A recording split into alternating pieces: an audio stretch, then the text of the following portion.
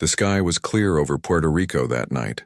Stars twinkled like distant diamonds above the massive dish of the Arecibo Observatory. Inside the control room, Dr. Alan Carter sipped his cold coffee and stared at his computer screen. The night shift was always quiet. Usually nothing happened, but tonight was different. At exactly 3:17 a.m., a strange pattern appeared on his monitor. At first, Alan thought his equipment was broken. The signal pulsed in a perfect rhythm every 74.3 seconds. No natural space object did that. He checked everything twice, then a third time. The signal was real. "Hey, Joe, come look at this," Alan called to his assistant. "Tell me I'm not seeing things." Joe hurried over, eyes growing wide as he watched the screen. That's not random noise." "No," Alan whispered, his heart racing. "It's not." For the next 3 days, Alan barely slept. Scientists from all over the world joined emergency video calls. They tested, they argued, they tested again. No one wanted to say what they were all thinking. But after 72 hours, they couldn't deny it anymore. This was a message from aliens. The government took over quickly. Top-secret teams of codebreakers and language experts worked day and night to understand the strange symbols in the transmission. When they finally cracked it, the message was short but terrifying. Prepare for integration or elimination. Arrival. In 365 rotations. Susan Blackwell had been the director of NASA's exobiology division for 15 years.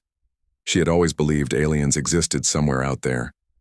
But she never expected to be sitting in the Oval Office, explaining to the president what aliens wanted with Earth.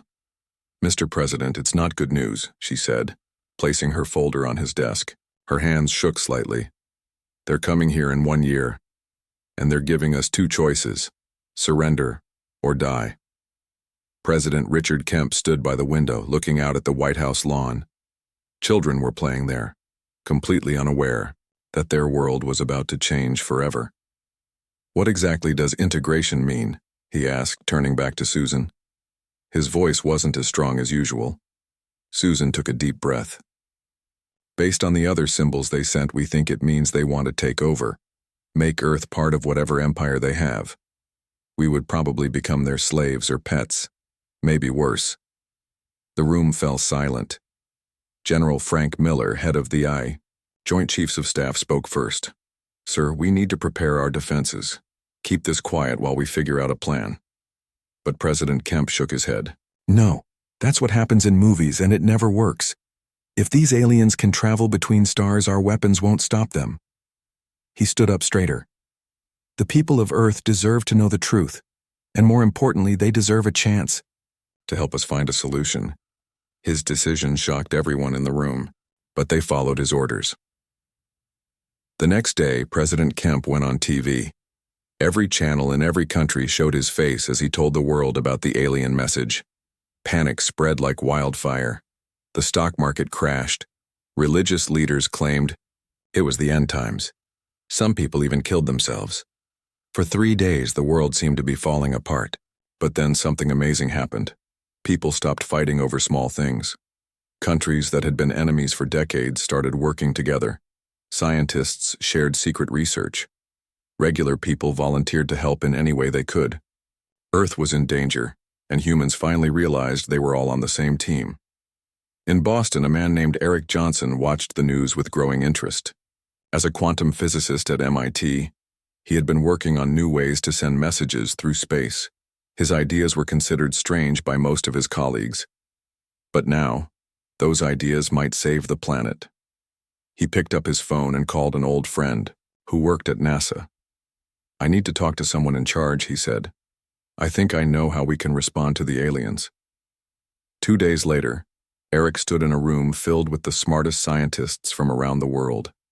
His hands were sweaty as he explained his idea. "We can't fight these aliens," he said, pointing to his diagrams. "Their technology must be hundreds of years ahead of ours if they can travel between stars. But maybe we can talk to them in a way they won't expect."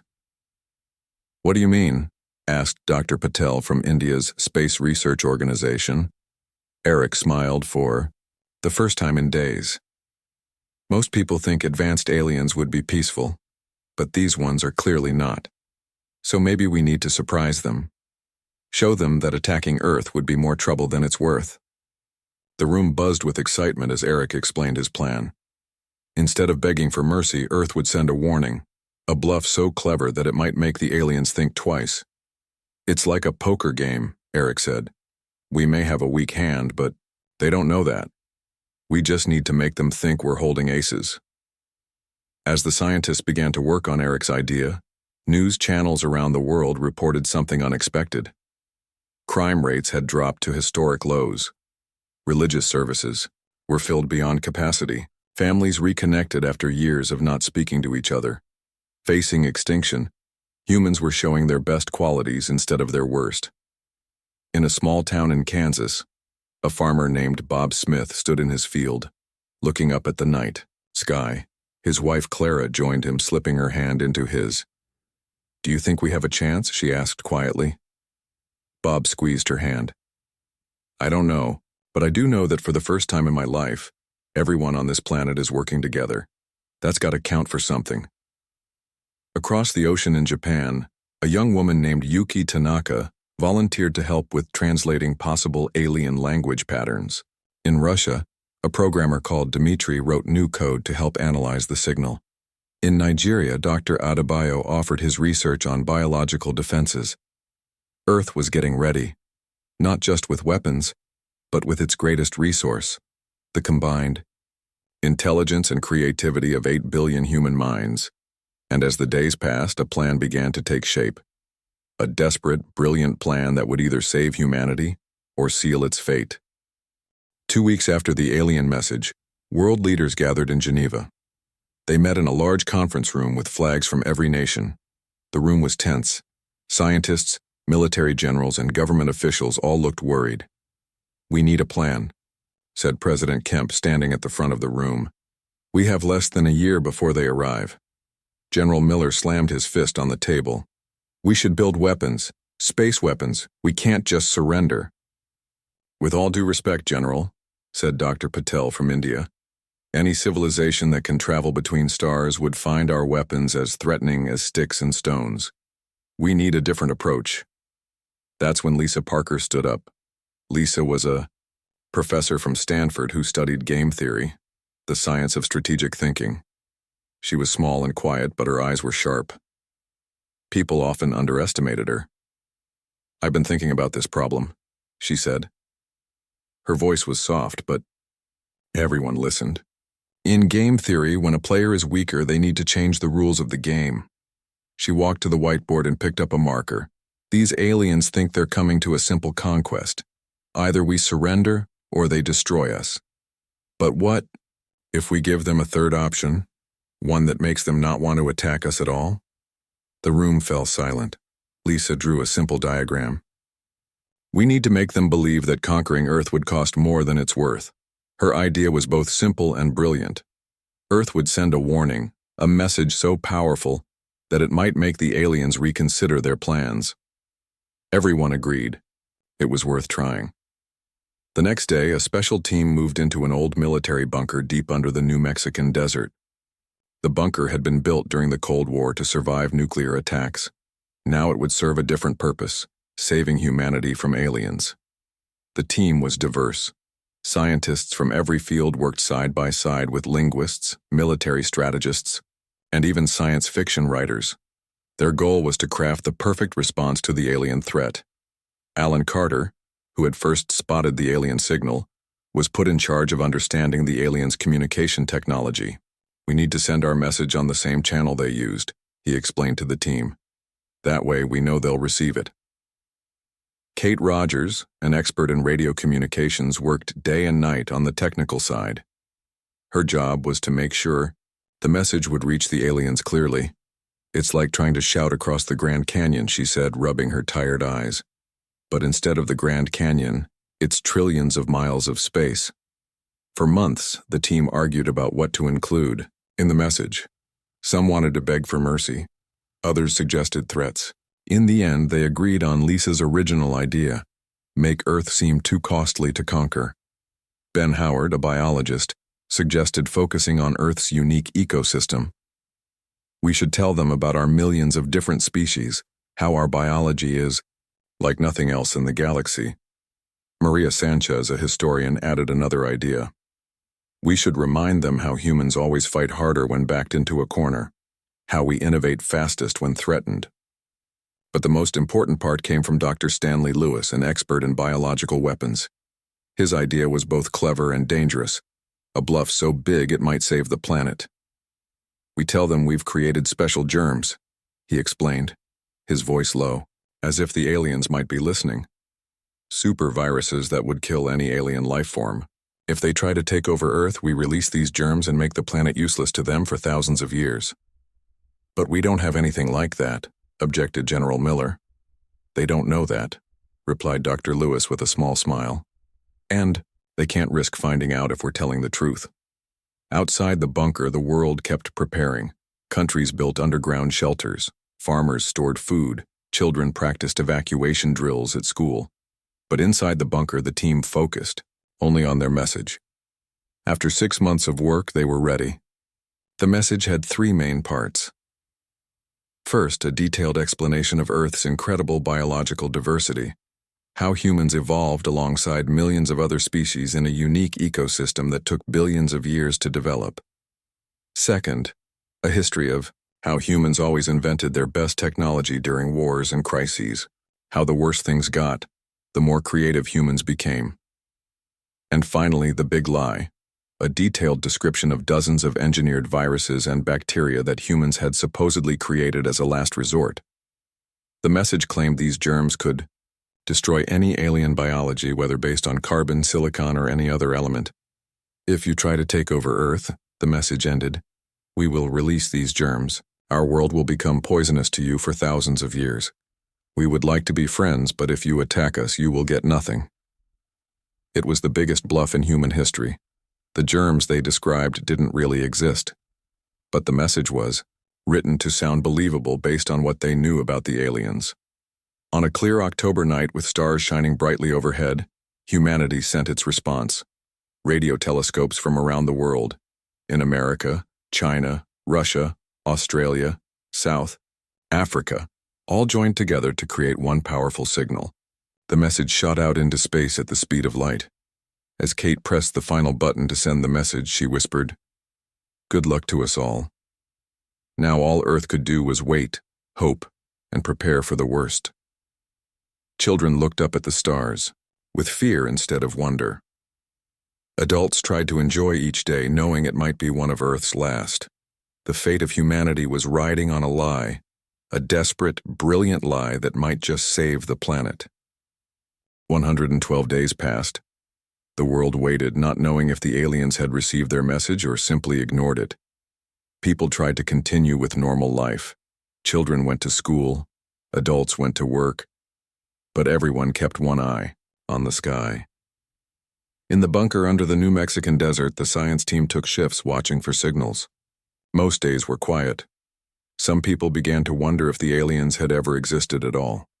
Maybe the original message had been a mistake, a random pattern that only seemed intelligent. Alan Carter refused to believe that. He sat at his station, every day searching the stars for a response. His eyes were tired from staring at screens. His back hurt from sitting too long. But he never gave up hope. On the 113th day after Earth sent its message, a Sunday morning in February, Alan was alone. In the monitoring room, most of the team was having breakfast in the cafeteria. Alan yawned and sipped his coffee. Then he saw it. A pattern, the same frequency as before. His hands shook as he hit the alarm button.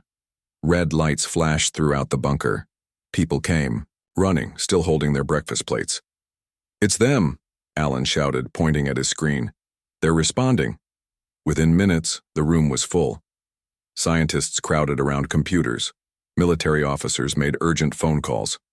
President Kemp was woken from his sleep in Washington, D.C. The new message was longer than the first one. It took hours to download completely. As each part came through, the codebreakers worked to translate it. By evening, they had enough to understand its meaning. "Your warning has been received and verified. Integration postponed. Request cultural. Exchange in neutral space. Suggest coordinates for meeting. When the translation appeared on the main screen, the room fell silent. Then slowly, people began to laugh and cry at the same time. Soldiers hugged scientists. Old enemies shook hands. Someone opened a bottle of champagne that had been saved for either the end of the world or its salvation. They bought it, whispered. Dr. Stanley Lewis, the man who had created the biological weapons bluff. I can't believe they actually bought it. Not everyone was celebrating, though. General Nancy Peters, the top military officer assigned to the project, stood in the corner with her arms crossed. Or they're trying to trick us, she said, her voice cutting through the noise. This could be a trap to get us to lower our guard. The room quieted again. She had a point. Just because the aliens had changed their tone didn't mean they had changed their plans. President Kemp called an emergency meeting of world leaders. For 3 days, they debated what to do next. Some wanted to ignore the alien message. Others wanted to agree to everything the aliens suggested. In the end, they decided on a careful middle path. Earth would agree to a meeting, but with strict conditions. It would happen in the asteroid belt between Mars and Jupiter, far enough from Earth to protect the planet if things went wrong. And neither side would send living beings at first. Only unmanned robots would make the initial contact. When Earth sent its second message with these terms, the response came back in just 8 hours. Terms accepted. Meeting in 180 rotations at provided coordinates. Now Earth had 6 months to build the most important robot in human history. Scientists from every country worked together on the project. They called it the United Earth Emissary. It would be Earth's first ambassador to the stars. The emissary was designed to be impressive. It carried scientific instruments to study the aliens. It had cameras to show them what Earth looked like. It contained music, art, and literature from human cultures. Most importantly, it carried an advanced computer brain that could learn and adapt, making decisions on its own, if it couldn't contact Earth quickly enough. Building it was the greatest engineering challenge humans had ever faced. Parts were made in factories around the world, then flown to a special assembly building in the middle of the Mojave Desert. Engineers worked day and night. When problems came up, they solved them. When materials ran out, they found substitutes. Human creativity was at its peak. Ordinary people helped too. Children sent drawings to be included in the emissary's memory. Musicians recorded special songs. Writers created stories about friendship between different species. While some people worked on the emissary, others prepared for the worst. Underground shelters were stocked with food and supplies. Military units trained for possible invasion. Every space telescope on and around Earth was aimed at the spot where the meeting would take place. On a warm June morning, the emissary was ready. It sat on top of the largest rocket ever built. 1 million people gathered in the desert to watch the launch. Billions more watched on screens around the world. President Kemp stood on a platform near the rocket. Today, he said, his voice carried, to every corner of the planet, humanity takes its place among the stars. Whatever happens next, we face it together as one people of one Earth. The countdown began. People held hands. Some prayed. Others just watched in silent awe. 10, 9, 8. Children held their breath. 7, 6, 5. Soldiers stood at attention. 4, 3, 2. Scientists crossed their fingers. 1. The rocket engines ignited with a roar that shook the ground. Flames brighter than the sun pushed against the Earth. Slowly at first, then faster and faster, the rocket rose into the blue sky. People cheered as the emissary climbed higher and higher until it was just a bright point of light, and then nothing at all. Now Earth had to wait again. The emissary would take 2 months to reach the meeting place. No one knew what would happen when it arrived. Would the aliens keep their word? Would they come in peace? Or was this all an elaborate trap? As the emissary traveled through the darkness of space, carrying humanity's hopes with it, Earth held its breath and prepared for the most important meeting in human history. For 61 days, the United Earth emissary traveled through the cold emptiness of space. It passed the orbit of Mars, moving deeper into the solar system. Back on Earth, millions of people tracked its journey on special websites. Schools held daily updates. News programs showed its progress every hour. The meeting place was a gray, lumpy asteroid about half a mile wide.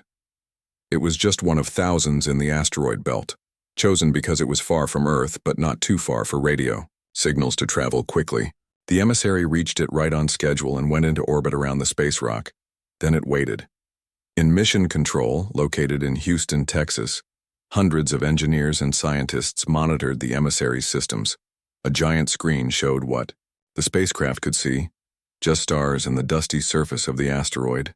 Hour after hour passed with no sign of the aliens. "Maybe they changed their minds," said Kate Rogers, looking up from her computer. She had helped design the emissary's communication system. "Or maybe they were never real," suggested someone else. As the hours stretched into a full day of waiting, some people began to wonder if the whole thing had been some cosmic joke or misunderstanding. Alan Carter refused to give up hope. "They'll come," he said firmly. "They said 180 rotations. That's exactly how long it took us to get there. They'll keep their word." On the morning of the second day, as most of Mission Control was eating breakfast, the emissary's alarm system activated. Something was approaching the asteroid. Fast. The thing that appeared was nothing like what anyone had expected. Instead of a massive warship with weapons, a small, sleek object came into view. It was about the size of a city bus and shaped like a teardrop. Its surface seemed to shift colors slightly, like oil on water. It moved with impossible grace, slowing down and matching orbits with the asteroid in seconds. "Is that their probe?" someone whispered in Mission Control. "It's beautiful." People around the world watched in amazement as the alien craft extended what looked like delicate metal flowers from its sides. After a moment, the emissary's computers recognized them as communication devices. "They want to talk," said Susan Blackwell, who had joined the Mission Control team. "Let's answer." The first exchange was very simple.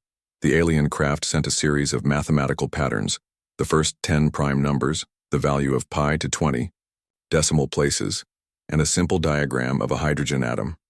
These were universal concepts that any intelligent species would recognize. The emissary responded with the same patterns, showing that it understood. Then it added its own pattern, the Fibonacci sequence, another mathematical concept that showed intelligence. For 3 days, the two machines circled the asteroid, gradually building a shared language of symbols and concepts. Engineers on Earth were amazed at how quickly the alien craft learned. It seemed to understand new ideas almost instantly. "Their computer must be incredible," said Eric Johnson, the MIT physicist who had first suggested responding to the aliens. "It's learning 1,000 times faster than ours." On the fourth day, something unexpected happened. The alien craft sent a message that the translation team didn't expect. "Request clarification on biological defense claim. Our analysis indicates inconsistencies." The room went silent. The aliens had figured out that Earth's great bluff, the threat of supergerms that could destroy alien life, might not be true. President Kemp was called immediately. World leaders gathered in an emergency video conference. Some wanted to double down on the lie. Others thought it was time to tell the truth. "If they've detected inconsistencies, lying more will only make things worse," argued Dr. Daniel Murphy, who had helped create the biological warfare story. "I think our only chance is honesty." After hours of debate, President Kemp made the final decision. "We tell them the truth," he said. "It's a risk, but I believe it's our best option." The message the emissary sent was simple and honest. The biological defense system we described was not fully developed. We created this claim out of fear. We ask for peaceful relations, but we acknowledge our deception. After sending the message, Earth held its breath. Military bases around the world went on high alert. Space telescopes watched for any signs of more alien ships heading toward Earth. People hugged their loved ones, fearing the worst. For 6 hours there was no response. The alien craft just continued to orbit the asteroid. Some thought it might be communicating with its homeworld, deciding whether to attack Earth for its lie. Then, just as tension reached its peak, a new message arrived. It was short, but completely unexpected. Deception to protect homeworld demonstrates intelligence. Aggressive protection is valued trait in Empire. Previous assessment of Earth species incomplete. Revised classification. Potential allies rather than subjects. When the translation appeared on screens around the world, people weren't sure how to react. Was this good news? It seemed like it. But what did the aliens mean by valued trait and potential allies? In the days that followed, communication between the emissary and the alien craft continued. Slowly, Earth learned more about the aliens, who called themselves the Zen. They were part of something they called the Empire, but it wasn't a single government. It was more like a loose collection of different alien species, each with their own territories and rules. The group that had sent the original threat to Earth was just one faction within this larger empire, a faction known for taking over less advanced worlds. But Earth's clever response had attracted the attention of other factions who were more interested in finding new allies than new subjects. As the emissary sent images of Earth, its oceans and mountains, its cities and farms, its people of different colors and cultures, the Zen sent back images of their own worlds. Some were strange beyond imagination. Gas giants with floating cities, water worlds where intelligent squid-like creatures built coral palaces, even planets where the ground itself seemed alive. For the first time, humanity knew for certain that they were not alone in the universe. And more surprisingly, they might have found friends rather than enemies among the stars. 1 year after Earth received the first alien message, a real Zen spacecraft entered Earth's orbit. Unlike the threatening message that started everything, this ship came peacefully. It was smaller than people expected, about the size of a Nye airplane, and sparkled like a jewel against the blue sky. The whole world watched as the ship landed gently in a special area built just for this moment, an open field outside the United Nations building in New York City. Scientists had tested the air and ground to make sure Earth germs wouldn't harm the visitors, and the Zen had done similar checks from their side. The alien who stepped out of the ship looked both strange and familiar. It walked on 2 legs like a human but had 4 arms and skin that shimmered with colors like a soap bubble. Its head had no hair and its eyes were larger than human eyes, but it had a mouth and nose in similar places. Jack Brown had been chosen to represent Earth. He was not a president or a king, but a teacher from Iowa who had been elected by a worldwide vote. People trusted him because he was honest, smart, and kind, the best qualities of humanity. Jack stepped forward and held out his hand, the way humans have greeted each other for thousands of years. The Zen ambassador reached out one of its 4 hands and touched Jack's. Cameras flashed. People around the world cheered. Some cried with joy or relief. "We welcome you to Earth," Jack said simply. The Zen spoke through a translation device on its chest. "We bring greetings from the Empire and an apology." This surprised everyone. The Zen explained that the Empire wasn't what humans had feared. Not one big conquering force, but a group of different alien civilizations with their own rules and ideas. The ones who had sent the first threatening message were just one small part of this larger group, a part that liked to take over less advanced worlds. "Your warning message was sent to more places than you intended," the Zen said. "Many other groups in the Empire received it. They found your response interesting. A species willing to destroy its own world rather than be conquered might make better friends than servants." In the months that followed, Earth and the Zen formed a friendship. The aliens shared some of their technology, not all of it, but enough to help Earth solve its biggest problems. New machines cleaned the air and oceans. New medicines cured diseases that had killed millions. New energy sources replaced oil and coal. Earth wasn't allowed to join the Empire yet. Humans were still too new to space travel for that. But they were given the status of protected allies, which meant no one from the Empire could attack them. 5 years later, The first human ship powered by alien technology left Earth to explore the solar system. 15 years after that, the first ship to another star took off, carrying brave men and women to see new worlds. On the side of that ship was a plaque with the text of Earth's original warning message, the clever bluff that had changed everything. Under it were simple words that summed up what humanity had learned. Sometimes being smart is better than being strong. The Galactic Empire had targeted Earth, but Earth's single warning had changed history forever.